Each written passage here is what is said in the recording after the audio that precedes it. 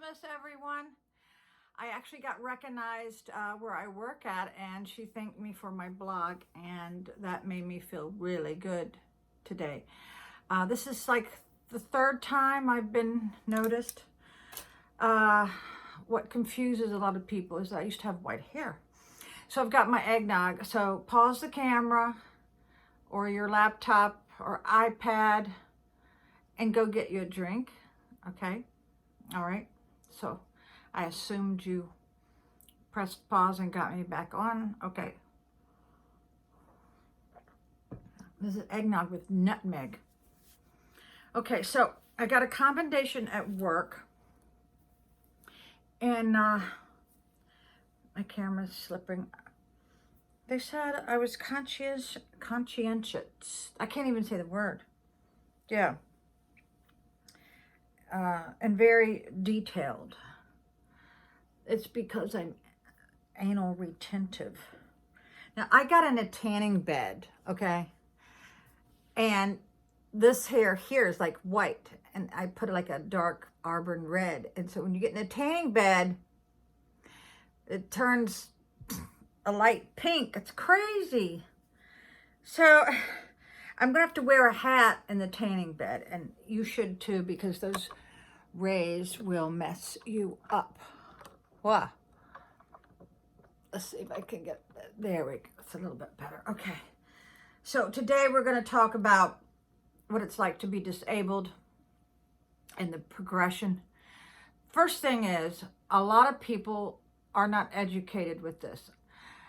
There are very much disabled people with a heart problem or maybe with cancer, and you don't see their disability. A lot of people, like when I was at work the other day, a customer was slurring her words. I automatically assumed maybe she was, high. And then I realized that she had had a stroke. So people never assume that you know what's going on, okay? When I first found out I was disabled, the family didn't believe. They thought I was just, in the middle of a divorce, just trying to rake my ex over the coals. No, I really was. And no, this is what I told him. You haven't seen my x-rays, okay? You don't, unless you've been around me for 24 hours. Now, the only one who's been around me that long maybe is my daughter and my granddaughter. They see. I went on vacation to Seneca Valley with my brother, and I was laying in the bed moaning, and my niece was in there. She thought I was dying. I don't know. So, yeah, never assume. And when I found out that I had the degenerative disc disease, a lot of people would say, well, all elderly people get that. Not like I had. Not like I had. I had bone spurs. I had kyphosis, I think it is, slip disc, herniated disc, you name it. And I couldn't stand at all. I could not stand, not even for 2 minutes, without being in severe pain. After the operation, I could stand, and I was so grateful. But when you find out you're disabled, don't assume that you can't get disability, because it's all about what the doctor writes down. It's all about what the doctor writes down. And one thing that really helped me, I got my disability in 4 months. I did not have to appeal it. I did not hire a lawyer. I did it myself. And this is the thing, when you have a really big project, you got to break it down, because I did everything online back in 2008. The minute that you do that application is when they take the money that you are owed retroactively. So don't hesitate on that. I had $6,000 in the bank when it was all said and done, because of the date that you apply. This is also what helped me, is every time I'd go to the doctor, I would get a copy of what they wrote down or a copy of the x-ray. That way you are ahead of the game. I spent 2 hours every day for 2 weeks doing the online. The biggest major headache was doing your work history. You can get disability if you can't do the job that you've been trained to do. And I was not able to do that job anymore. So also, you can make money while you're getting disability. I'm allowed to make so much a month, and it's called the trial work period. And so I'll be going off of that soon. Now, this is the thing about being disabled. You lose friends. You lose a lot of friends. No one's going to come around anymore because they think you're feeble. They don't realize that your brain kind of works still, right? I've had several people in the last week saying, you're not disabled. Well, this is why they say that. I try to outdo the girls at my job that are able-bodied. I try my hardest. And then when I get home, I have to lay down to relax all those muscles in my back. Now, I just had a double hip replacement, people. I was back at work in 12 days.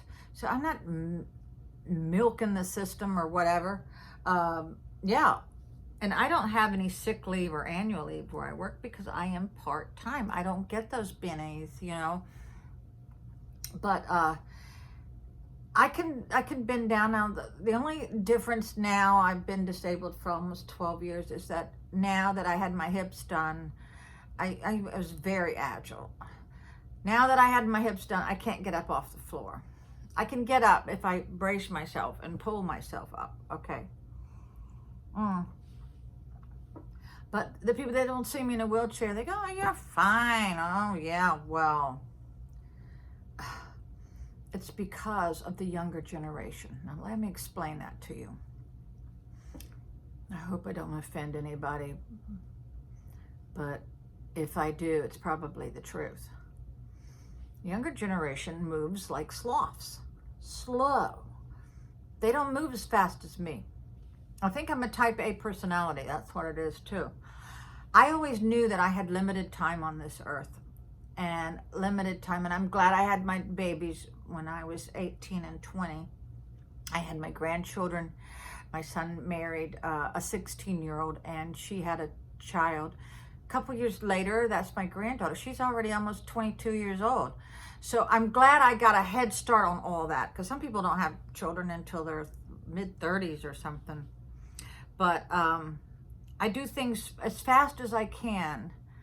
But yeah, the younger generation, the ones that are, you know, grew up with the computer in front of them, they don't move fast like the baby boomers. I'm a baby boomer. Okay, so let's have another drink, okay? Here's the downside. I have stairs where I live and it hurts. It hurts. My girlfriend just fell down a flight of steps. She got staples in her head. And then I fell. I fell the other night because of all so much craps in the floor. So my granddaughter's going to come and move my clutter from one room to another, okay? I thought 1,000 square foot would be fine. No. I need a room just for toiletries, and then a room for shoes, and then a room for clothes. Yeah. About the stairs. Yeah, it hurts to bring up groceries. I have to bring it up. This is what I do at the grocery store. I said, put all the perishables in one bag, and then I only take that bag up. And then when I get in the car and go somewhere and then come back, then I pick up the other bags that are not perishables. And I have to carry it in a little bit at a time. But if you have someone that's disabled or you're disabled, you need to get into birds. Birds relaxes me, and I feed them. I don't start feeding them till the weather gets really cold, like 25 degrees, and of course snow on the ground. I have a big 50-pound bag, but And my mom, she was very much crippled. She actually walked across a major highway to go to a Chinese restaurant, and then the owner of the Chinese restaurant called my little sister and said, come and get your mom. See, that's the thing with disabled. And I have my sister-in-law is disabled, and she gets the same crap that I do. Oh, you're not disabled. What the hell? Let me tell you what. If you saw me naked and you saw her naked, you would see so many scars and incisions. You would be shocked. You would be shocked. And me and her have talked about this. She goes over and beyond what a normal person would, because we know that we are limited in how we do things. So we try twice as hard. And I mean, she's the type that would, get on a ladder. I can get on a ladder. I can do anything anybody else can, but not for very long. And at night, you suffer. Also, when you're disabled, and sleep is a blessing, sleep becomes a number one in your life. You may have to exit out of the marital bed and go get another bed, because you must have your rest. Definitely. So, let me have another drink. Yeah. So, I hope you watched the video of the senior, because if you're disabled, there are so many other avenues that you can go.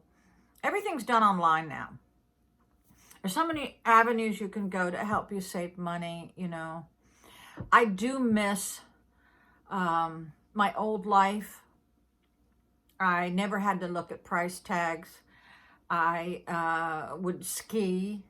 I took to it very fast. I didn't even need lessons. I did marathons. One day I'll show them to you. I think that'll be my next one. How can Debbie be disabled? She's running a marathon. Well, let me tell you what. I walked it.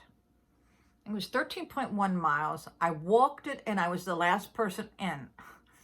And they gave me the flag, and I felt so patriotic. I started crying going across the line. Disabled people can do certain things.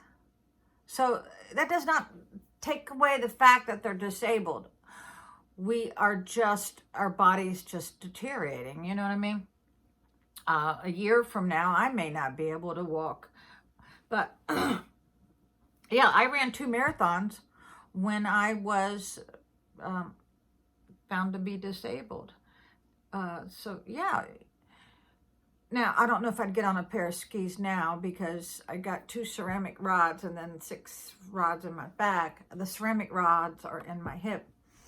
Now, when I fell the other day, I can tell I hurt the newest hip replacement.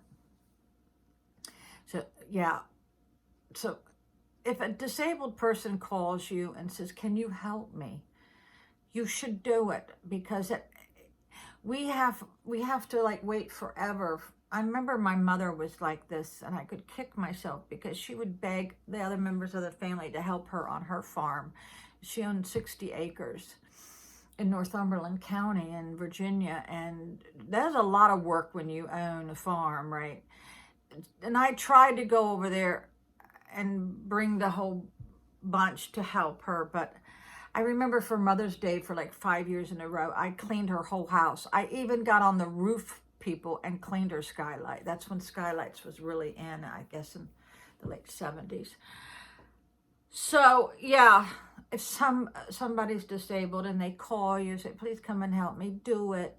They will be so grateful. I am grateful for any help that I get, and I've ran my mouth long enough. So